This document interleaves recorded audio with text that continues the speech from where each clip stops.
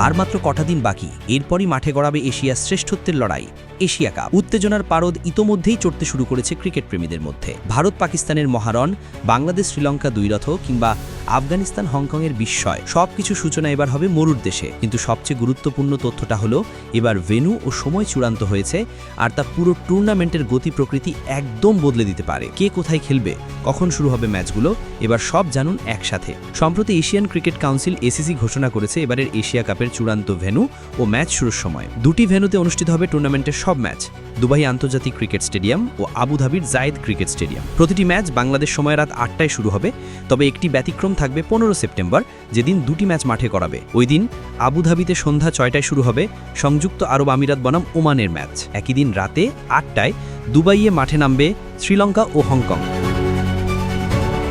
এবারের এশিয়া কাপে গ্রুপ বিতে রয়েছে বাংলাদেশ, শ্রীলঙ্কা ও আফগানিস্তান। লিটন দাসের নেতৃত্বে বাংলাদেশের মিশন শুরু হবে 11 সেপ্টেম্বর, প্রতিপক্ষ হংকং। পরদিন 12 সেপ্টেম্বর লঙ্কানদের বিপক্ষে নামবে টাইগাররা। গ্রুপ পর্বের শেষ ম্যাচটি 16 সেপ্টেম্বর, যেখানে আফগানিস্তানের বিপক্ষে লড়বে বাংলাদেশ। অন্যদিকে গ্রুপ এতে আছে চিরপ্রতিদ্বন্দ্বী ভারত ও পাকিস্তান, সঙ্গে স্বাগতিক আরব আমিরাত ও ওমান। সবচেয়ে আলোচিত ম্যাচটি হবে 14 সেপ্টেম্বর দুবাইয়ে ভারত বনাম পাকিস্তান।